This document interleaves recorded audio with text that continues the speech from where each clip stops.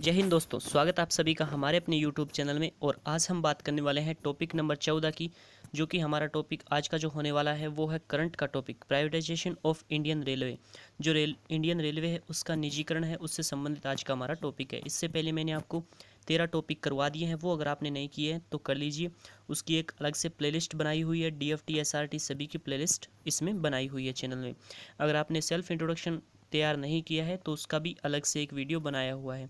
अगर आप चैनल पे नए हो तो चैनल को सब्सक्राइब करके बेल आइकन प्रेस करके, वीडियो अगर अच्छा लगे तो लाइक और ज़्यादा से ज़्यादा शेयर ज़रूर करना। तो स्टार्ट करते हैं आज का हमारा टॉपिक। सबसे पहले इंट्रोडक्शन, और हमने जो ग्रुप डिस्कशन है वो भी स्टार्ट कर दिया है हमारे टेलीग्राम चैनल पे।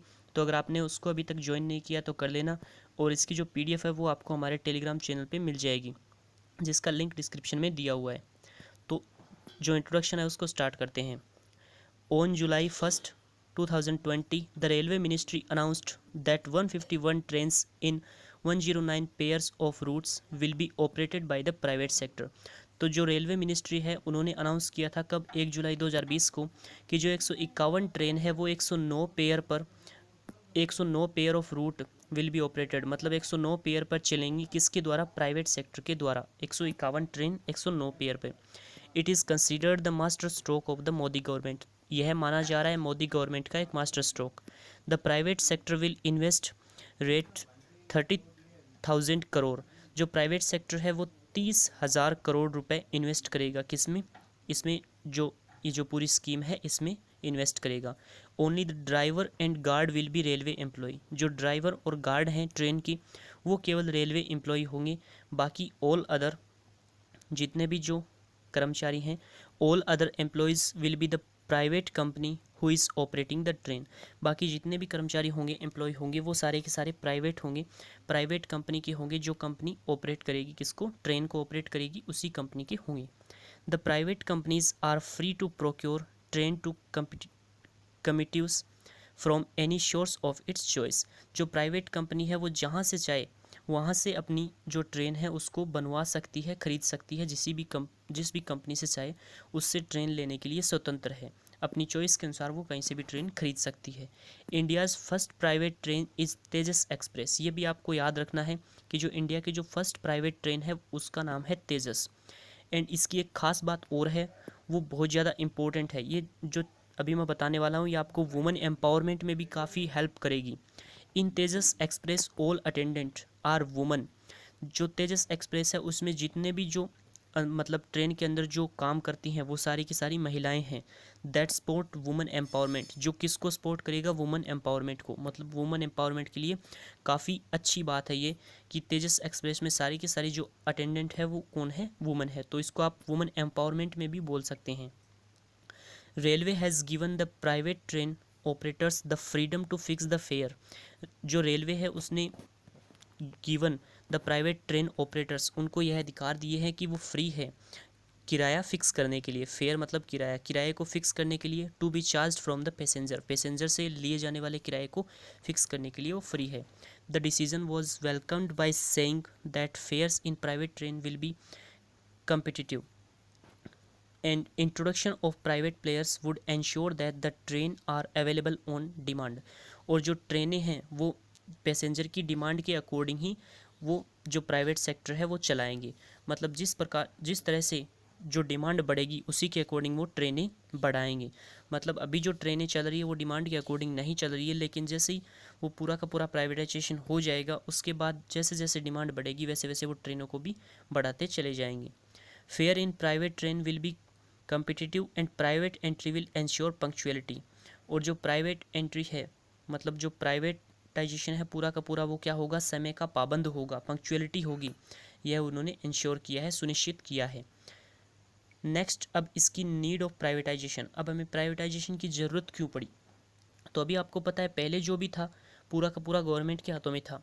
अभी हमने उसको चेंज किया है, प्राइवेट जो मतलब एक निजी क्षेत्र है उसको हमने ये चीज़ सौंपी है। तो उसमें एक परिवर्तन किया, और परिवर्तन हम तभी करते हैं जब पहले वाले सिस्टम में कोई ना कोई कमी रही होगी। तो अब जो पहले का जो गवर्नमेंट सिस्टम था उसमें कमी थी, तो उसी के अकॉर्डिंग हमने फिर उसको प्राइवेट क्षेत्र में दे दिया। तो अब क्या क्या कमी थी उसमें वो हम देखने वाले हैं। नीड ऑफ द प्राइवेटाइजेशन, हमें प्राइवेटाइजेशन की ज़रूरत क्यों पड़ी, क्योंकि कुछ कमियां थी तभी तो हम ज़रूरत पड़ी। तो पहली जो कमी है वो आप देख सकते हैं, low quality of service, catering and punctuality. जो सेवा खान पान है, कैटरिंग मतलब खान पान की जो सेवा है उसमें कमी, एंड पंक्चुअलिटी जो समय की पाबंदी है उसकी क्वालिटी में काफ़ी कमी थी। तो Indian railway deserves the credit for serving the largest democracy in the world. जो इंडियन जो रेलवे है वो क्रेडिट का हकदार था, क्योंकि द लार्जेस्ट डेमोक्रेसी, हमारी जो कंट्री है वो लार्जेस्ट डेमोक्रेसी है in the world, but it faces criticism.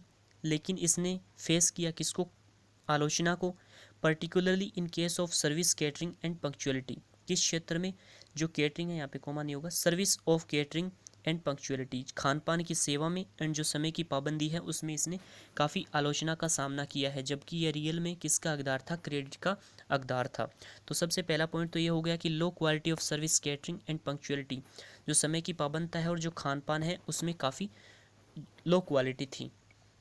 अब दूसरा है लो इंटरनल रेवेन्यू, जो राजस्व है उसका लो इंटरनल रेवेन्यू मतलब राजस्व होगा। The problem of cross subsidisation, यह the problem of cross subsidisation has severely affected the internal revenue. ये जो क्रॉस सब्सिडी है हैज़ सीवियरली, इसने अफेक्ट किया किसको, the internal revenue generation of the Indian railway. तो ये भी एक प्रॉब्लम थी। नेक्स्ट जो तीसरा पॉइंट है वो है इंक्रीजिंग नंबर ऑफ एक्सीडेंट्स। जो एक्सीडेंट हो रहे थे दिन ब दिन, वो आपको पता ही है कि रेलवे में जो एक्सीडेंट की संख्या बढ़ रही थी। Repeated railway accidents have further raised question on government. जो बढ़ती हुई एक्सीडेंट की संख्या थी वो भी एक क्वेश्चन था, किसके लिए, गवर्नमेंट के लिए। Ownership of railways, there for long privatisation of railway has been projected as possible solution of these issues. तो जो प्राइवेटाइजेशन है रेलवे का वो एक पॉसिबल सॉल्यूशन होगा किसके लिए, टू दीज इश्यूज़। अब कौन से इश्यूज़, जो एक्सीडेंट्स हैं उनकी यहाँ पे बात हो रही है। अब हम बात करने वाले हैं एडवांटेजेस ऑफ प्राइवेटाइजेशन। जो प्राइवेटाइजेशन है उसके क्या क्या लाभ होंगे हमें। तो पहला लाभ तो ये होगा इम्प्रूव्ड इंफ्रास्ट्रक्चर। और आज का जो हमारा जो PDF का पासवर्ड है वो हम रखने वाले हैं इंफ्रास्ट्रक्चर, ठीक है। ये स्मॉल में होगा, आई कैपिटल में नहीं आएगा। मतलब ये जो है ये पूरा का पूरा हमारा PDF का पासवर्ड होने वाला है इंफ्रास्ट्रक्चर। ये आप देख लेना ध्यान से, और PDF आपको हमारे टेलीग्राम चैनल में मिल जाएगी। PDF आपको हमारे टेलीग्राम चैनल पे मिल जाएगी। टेलीग्राम चैनल आपने अभी तक ज्वाइन नहीं किया तो उसका लिंक डिस्क्रिप्शन में दिया हुआ है। ये आज का हमारा पासवर्ड है इंफ्रास्ट्रक्चर, ध्यान से देख लेना, ठीक है। स्पेलिंग पूरी करेक्ट मिला लेना। तो ये है हमारा पहला एडवांटेज, पहला जो फ़ायदा है वो है इम्प्रूव्ड इंफ्रास्ट्रक्चर। जो इंफ्रास्ट्रक्चर है वो इम्प्रूव होगा। अब कैसे होगा, privatisation will lead to better infrastructure which is turn would result in improved amenities for travellers. जो प्राइवेटाइजेशन है वो लीड करेगा किसको, बेटर इंफ्रास्ट्रक्चर को, which turn would result in improved amenities, amenities जो सुविधाएं हैं, फॉर ट्रेवलर्स की जो सुविधाएं हैं, यात्रियों की सुविधाएं इसमें इम्प्रूव होगी। Currently Indian railway is made by mismanagement in the form of the stinking washroom. आपको पता है वॉशरूम अभी जो आप देखते हो ट्रेन में काफ़ी गंदे रहते हैं। लेक ऑफ वाटर सप्लाई, पानी की जो सप्लाई है ट्रेनों में वो भी काफ़ी लो क्वालिटी की है। एंड डर्टी प्लेटफॉर्म भी काफ़ी गंदे रहते हैं। तो इन सारी की सारी समस्याओं से छुटकारा मिल जाएगा अगर हमने प्राइवेटाइजेशन कर दिया तो। It is expected that a private company will ensure better amenities. तो जो प्राइवेट कंपनीज़ है वो इसमें बेटर सुविधाओं के लिए सुनिश्चित करवाएगी, बेटर सुविधा देने को सुनिश्चित करेगी। नेक्स्ट जो इसका जो एडवांटेज है वो है normalisation of price due to the competition. अब जो किराया है उसका सामान्यीकरण ड्यू टू कंपटीशन के कारण किराए का सामान्यीकरण। अब ये क्या है वो भी हम देखते हैं। Improvement in quality of service has to be matched up by a rise in charge paid by travellers. अब जो यात्रियों से किराए लेते हैं वो किसके अकॉर्डिंग होना चाहिए, सर्विस के अकॉर्डिंग होना चाहिए। अगर हम उन्हें अच्छी सर्विस दे रहे हैं तो किराया भी हम ज़्यादा ले सकते हैं, लेकिन हम जब लो क्वालिटी की सर्विस दे रहे हैं तो फिर किराया कम होना चाहिए। ये बात इसमें बताई है। हाउएवर, हालांकि the issue of price rise will be solved. जो किराए का जो इशू है, महंगाई का जो इशू है उसको सॉल्व कर दिया जाएगा when private players are allowed to enter the sector, since the move would foster competition, hence lead to overall betterment in the quality service। अब इस पूरी जो लाइन में जो बात बताना चाह रहा हूँ वो ये है कि जैसे ही जो प्राइवेट प्लेयर्स हैं, प्लेयर्स यहाँ पे कोई खिलाड़ी की बात नहीं हो रही है, जो प्राइवेट सेक्टर के जो निजी क्षेत्र के जो आदमी हैं जो खरीदेंगे उनकी यहाँ पे बात हो रही है। आर अलाउड टू एंटर्स, मतलब इस पूरी लाइन में बात हो रही है कि अभी आप देखते हो कि जो रोडवेज जो बसें चलती हैं उनमें किराया हाई रहता है, किनकी तुलना में जो प्राइवेट जो बसें चलती है ना उनकी तुलना में उनमें किराया ज़्यादा होता है। तो क्यों होता है? क्योंकि जो प्राइवेट बसें होती हैं उनमें कंपटीशन ज़्यादा है, और वो कंपटीशन के चक्कर में आपसे 5 रुपये 10 रुपये कम लेके भी आपको ले जाएंगे। जैसे 2 बसें साथ में आ रही है तो अगर आप किसी दूसरी में चढ़ रहे हो तो दूसरे वाला बोलेगा कि हम आप हमें किराया कम दे दीजिए लेकिन हमारी बस में आ जाइए। तो इसी तरह से फिर जब ये निजी हाथों में चला जाएगा तो फिर कंपटीशन के चक्कर में वो लोग किराया कम कर देंगे। तो इससे क्या होगा, पैसेंजर को फ़ायदा होगा और क्वालिटी भी ज़्यादा अच्छी रखेंगे। क्योंकि आप रोडवेज बसों में ही देखते हो ना तो उनकी ढंग से साफ़ सफाई होती है और उनमें हॉर्न के अलावा सब कुछ बजता है, जबकि प्राइवेट जो बसें होती है वो एकदम साफ़ सुथरी रहती है। तो यही बात यहाँ पे बताई जा रही है कि जो ट्रेनें होंगी जो वो प्राइवेट हाथों में चली जाएंगी तो फिर उनमें भी क्या होगा, उनकी क्वालिटी वगैरह सारी इम्प्रूवमेंट होगी और जो किराया है वो कम हो जाएगा। तो ये पूरी की पूरी बात इसमें बताई हुई है, ये हमारे लिए फ़ायदा होगा। अब जो तीसरा है वो होगा इम्प्रूवमेंट सिक्योरिटी, सिक्योरिटी भी बढ़ जाएगी। Private participation can lead to better accountability, accountability होती है जवाबदारी, एंड मॉनिटरिंग होती है निगरानी। तो ये किसको बेटर करेगा, जवाबदेही और मॉनिटरिंग को बेटर करेगा। विच की can keep a check on rising accidents in railway, और जिससे क्या होगा, ये चेक होगा, जो एक्सीडेंट्स हो रहे हैं उनको ये लोग चेक करेंगे किस कारण से हो रहे हैं, क्या कारण है, तो उसको फिर इसमें सुधार किया जाएगा और एक्सीडेंट्स की जो संख्या है वो कम की जाएगी और एकदम इसको स्टॉप कर दिया जाएगा। ये भी काफ़ी अच्छा फ़ायदा है। नेक्स्ट है बेटर टेक्नोलॉजिकल इनोवेशन, और इसमें टेक्नोलॉजी का भी काफ़ी ज़्यादा इनोवेशन होगा। Private participation can lead to the infusion of modern technology and capacity building of Indian railway.